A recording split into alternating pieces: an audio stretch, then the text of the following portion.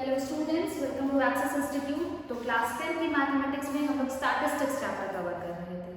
Statistics chapter का पहला video already हमारे चैनल पर अपलोड किया जा चुका है, जिसमें हम लोगों ने सीखा था, क्लास 9 से रिलेट करते हुए सीखा था कि किसी भी डेटा सेट की वैल्यूज दी है, मतलब डेटा सेट दिया हुआ है, मे बी कंटिन्यूस और डिस्क्रीट फ्रीक्वेंसी डिस्ट्रीब्यूशन, उसका हम लोग मीडियन कैसे निकालते हैं, राइट। मीन कैसे निकालते हैं? मीन निकालने के हम लोगों ने 3 डिफरेंट तरीके देखे थे, डायरेक्ट मेथड, शॉर्टकट मेथड और स्टेप डेरिवेशन मेथड। अब ये तो हो गया एक वे ऑफ रिप्रेजेंटिंग या concluding some kind of information from the data collected. अब आज के लेक्चर में हम लोग कवर करने जा रहे हैं मीडियन एंड मोड, जो कि एक दूसरे तरह का एवरेज होता है डेटा वैल्यूज को कलेक्टिवली एक क्वांटिटी के टर्म्स में दिखाने का। तो सबसे पहले स्टार्ट करते हैं हम लोग मीडियन से।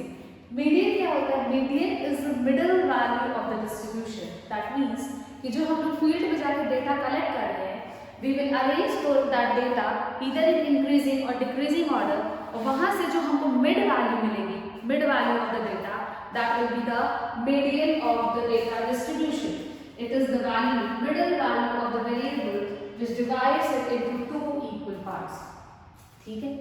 और नंबर ऑफ वैल्यूज होंगी तब तो मीडियन निकल जाएगा। यहाँ 9 वैल्यूज है, 4 हटा दिया, 5th वैल्यूज पर मीडियन। जब इवन डिस्ट्रीब्यूशन होगा, मतलब हम फील्ड में गए, हमने किसी वेरिएबल की वैल्यूज कलेक्ट की और 10 वैल्यूज आई, तो वहां से हम लोग मिड वैल्यू कैसे लेके आएंगे? बात यहाँ पे आती है। ठीक है, कोई बात नहीं, पढ़ेंगे, आ जाएगा। यहाँ पे देखिए, सबसे पहले जो आपने वेरिएबल लिया x, उसकी आप लोगों ने सारे data values x1, x2, x3, xn collect कर दिया। तो the step number, the very first step is we have to arrange the data values either in increasing और decreasing order of their magnitude. उसके बाद हम देखेंगे कि what are the total number of observation. अगर total number of observation odd है, ठीक है, तो हमें तो मिल ही जाएगा आंसर। जैसा कि आपने बोला कि 9 ऑब्जर्वेशंस थी, तो 5th वैल्यू से मिडिल है, तो we will determine the total number of observation. अगर n ऑड है हमारा, तो मिड वैल्यू क्या होगी? n प्लस 1 बाय 2th तक। मतलब कि फॉर एग्जाम्पल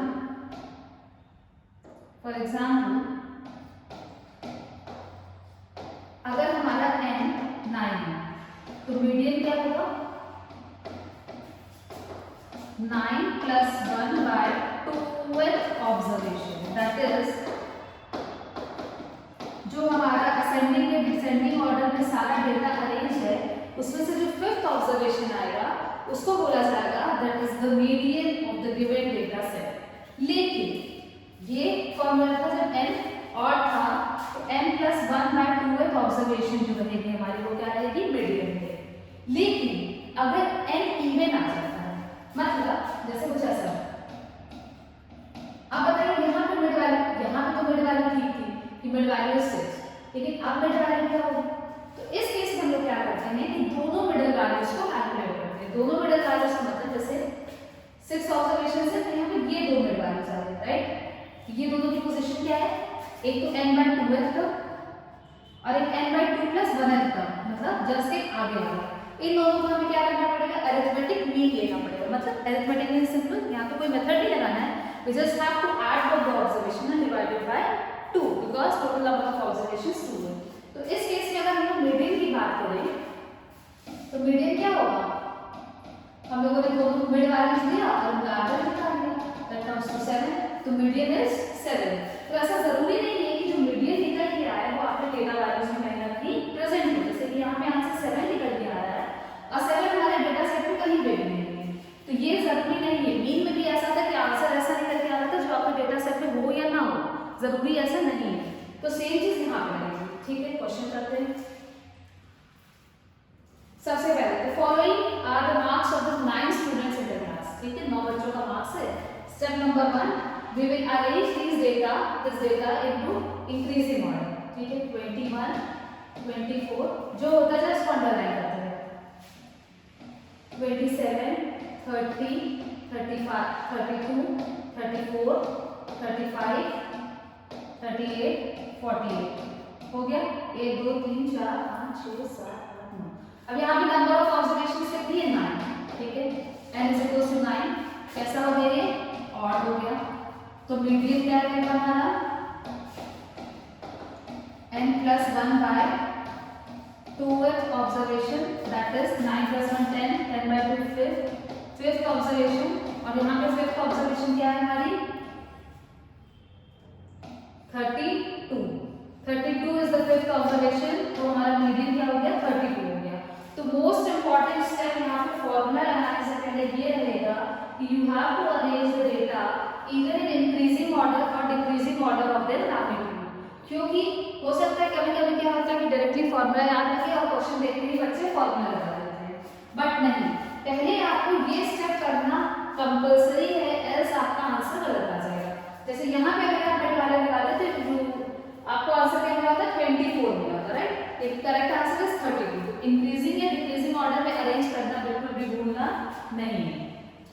एक और क्वेश्चन देखते हैं जहाँ पे 10 ऑब्जर्वेशन मतलब सिर्फ इवन भी, ठीक है। Step number 1, there are the wages of 10 workers, ठीक है। अरेंज करते हैं, साथ साथ करते हैं 9 10 8 9 11 14 15 17 11 14 15 17 18 20 22 25 हो गया 10 पेजेस। 1 2 3 4 5 6 7, ठीक है, अरेंज हो गया। देखा हम लोग कितने ऑब्जर्वेशन से टोटल 10 का मतलब इवन हो गया। तो हम लोग पहले क्या निकालेंगे n by 2th observation. n by 2th observation का मतलब फिफ्थ ऑब्जर्वेशन, और फिफ्थ ऑब्जर्वेशन इज 15, ये हो गया। फिर n by 2 plus 1th observation that is sixth observation. Sixth observation आपका होगा 17 होगा। ये दोनों हो गए हमारे मिड वैल्यूज, राइट। ये दोनों मिड वैल्यूज हो गई। तो मीडियन क्या होता है इन दोनों का arithmetic mean that is 15 plus 17 upon 2 that is 16। तो आंसर इज 16। यहाँ पे भी पहले आपको जो भी डेटा वैल्यूज दी हमको इंक्रीजिंग और डिक्रीजिंग ऑर्डर में अरेंज करना पड़ेगा। इंक्रीजिंग और डिक्रीजिंग ऑर्डर में अरेंज करने के बाद वी विल लुक कि वेदर n इज इवन और n इज ऑड। जैसे ही हमको पता चलेगा कि n हमारा ऑड है तो हम लोग simply n by 2 n plus 1 by 2 observation निकालेंगे। जब हमको पता चलेगा कि n हमारा इवन है तो उस केस में हम लोग क्या करेंगे, दो ऑब्जर्वेशन निकालेंगे, n by 2th ऑब्जर्वेशन और n by 2 plus 1th observation. तो उसके बाद दोनों को क्या ले लेंगे अरिथमेटिक मीन, और यहाँ से हम लोगों को मिल जाएगा median of the following data. हो गया ये, ठीक है। यहाँ पे तो अलग अलग सारे फ्रीक्वेंसी वैल्यूज होंगी।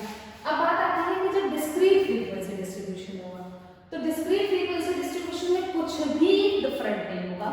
आपको बहुत सारे ऐसे डेटा वैल्यूज दी होंगी 1 2 3 4 5 और सबके करस्पॉन्डिंग फ्रीक्वेंसी दी होगी 7 5 9 2 1, ये सारी फ्रीक्वेंसी दी है। तो सबसे पहले हम लोग यहाँ पे क्या करते हैं क्यूमुलेटिव फ्रीक्वेंसी निकालते हैं। उम्मीद करते हैं क्लास 9 में आपने क्यूमुलेटिव फ्रीक्वेंसी निकाला होगा। पहला वाला सेम करता है, फिर फर्दर ऐड होता जाता है 7 plus 5 12 12 plus 9 21 23 और ये 23 plus 1 23। ये आ गई आपकी क्यूमुलेटिव फ्रीक्वेंसी जिसको निकाल लिया हम लोगों ने, ठीक है। इसके बाद हम निकालते हैं n that is summation of all the frequencies. क्या आएगा यहाँ पे 24, फिर हम लोग निकालेंगे n by 2 जो कि आ जाएगा 12। तो सबसे सेकंड स्टेप है we will find the value of n by 2। उसके बाद हम लोग देखेंगे क्यूमुलेटिव फ्रीक्वेंसी जो n by 2 से जस्ट ग्रेटर है। तो क्यूमुलेटिव फ्रीक्वेंसी इज 12 से जस्ट ग्रेटर क्यूमुलेटिव फ्रीक्वेंसी कौन सी है 12 से जस्ट ग्रेटर जो क्यूमुलेटिव फ्रीक्वेंसी है हमारी वो ये है, राइट। तो इसके करस्पॉन्डिंग xi वैल्यू क्या है 3। तो मीडियन आपका क्या हो गया, मीडियन हो गया आपका 3।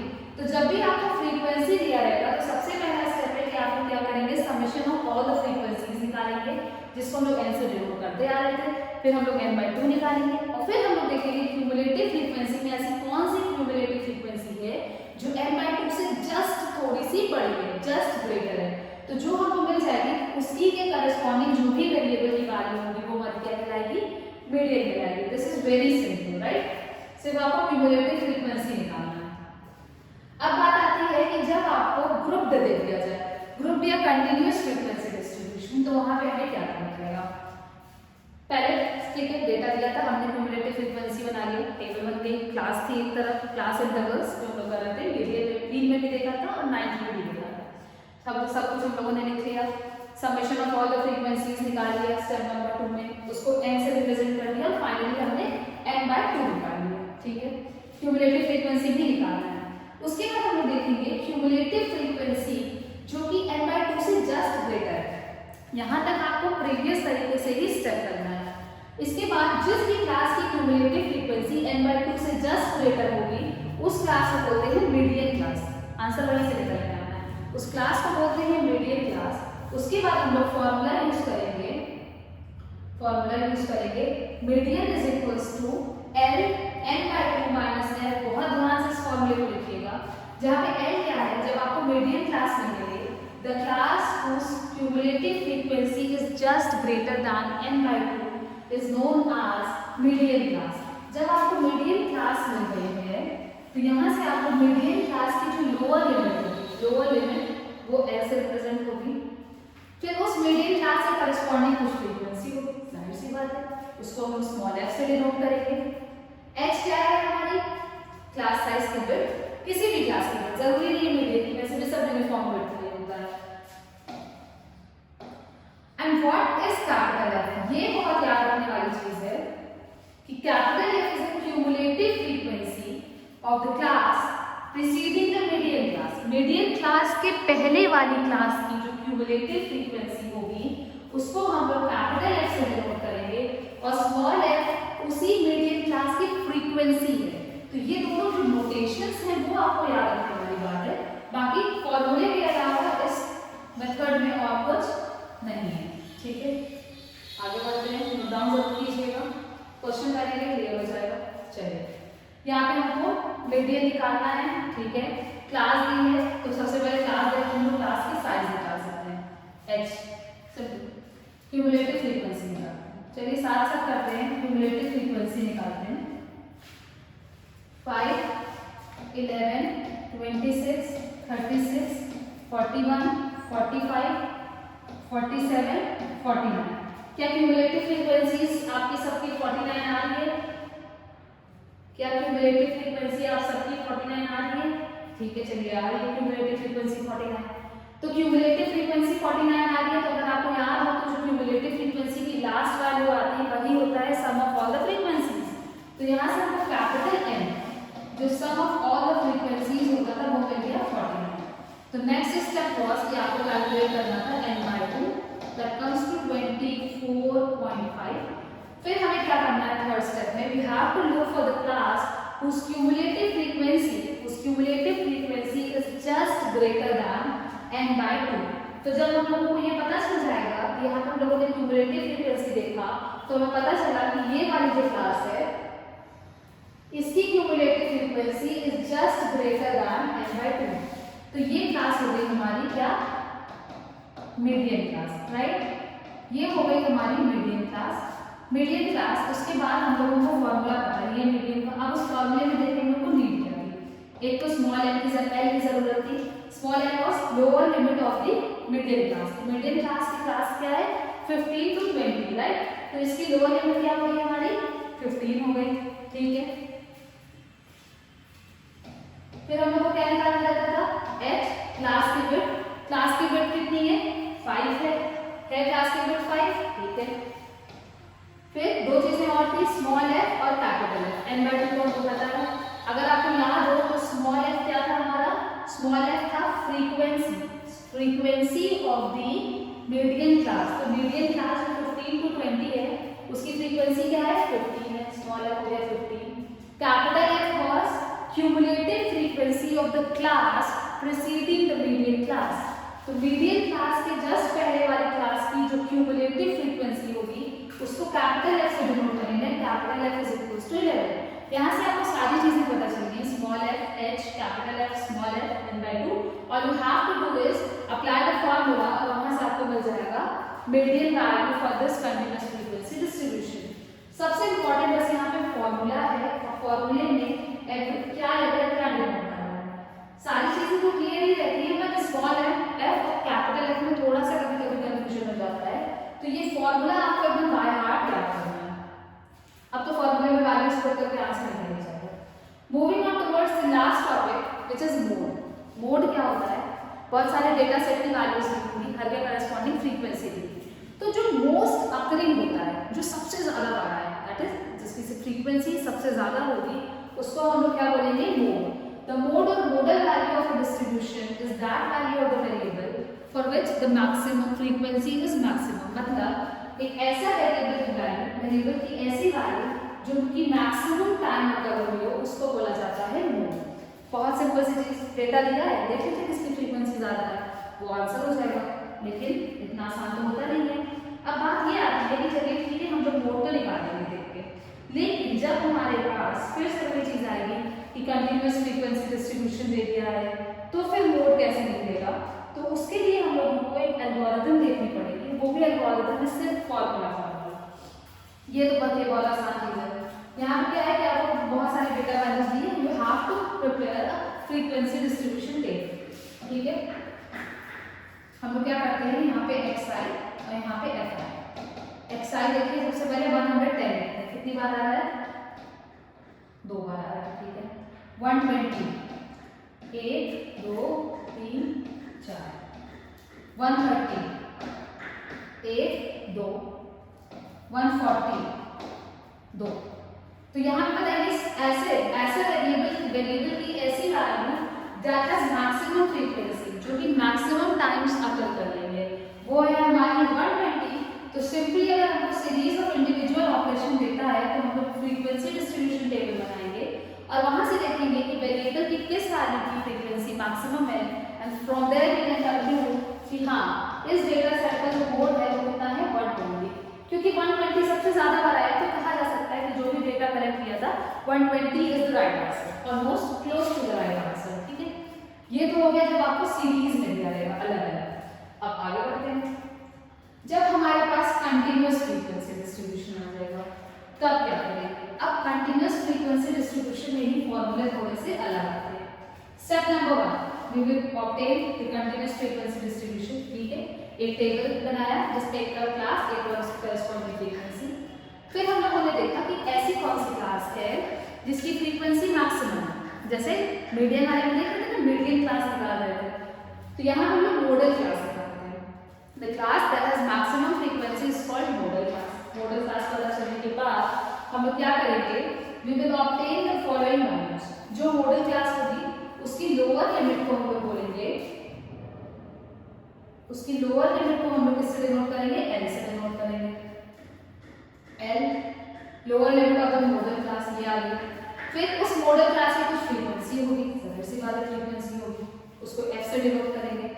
एच जो मीडियन हम लोग यूज कर रहे थे, width of the model class. ठीक है, फिर f1 क्या होगा, frequency of the class preceding the model class. Modal class के पहले वाली क्लास की फ्रीक्वेंसी f1 और मॉडल क्लास के बाद वाली क्लास की फ्रीक्वेंसी f2। बस इतने ऑब्जर्वेशंस हमें नोटिस करने हैं और उसके बाद हमारे पास मोड निकालने का ये फॉर्मूला है जिसमें हमें वैल्यूज पुट करनी है। तो कुल मिलाकर आपको क्या करना है, 3 फॉर्मूले मीन के, एक फॉर्मूला मीडियन का और एक फॉर्मूला मोड का, इतना याद करना है। और आपका स्टैटिस्टिक्स चैप्टर में और उसके अलावा कुछ एक फॉर्मूला भी और बताएंगे, वो बहुत छोटा सा फॉर्मूला है, काफी यूज होता है। तो यहाँ पे आपको मोड निकालने का फॉर्मूला बनाएगा। ठीक है, नोट कर लिया होगा आपने। एक क्वेश्चन कर लेते हैं जिसमें आपको खुद से क्लियर हो जाएंगे। आगे बढ़ते हैं, चलिए देखिए क्लास है। ठीक है, क्लास दिया है, बोला था कि सबसे पहले फ्रीक्वेंसी डिस्ट्रीब्यूशन टेबल ही बना लेते हैं। तो यहाँ पे we will look for the class that has maximum frequency. तो दिस इज द क्लास जिसकी फ्रीक्वेंसी मैक्सिमम है, राइट। तो ये हमारी इस क्लास का नाम क्या हो गया, हमारी मॉडल क्लास। इस क्लास का नाम हो गया मॉडल क्लास।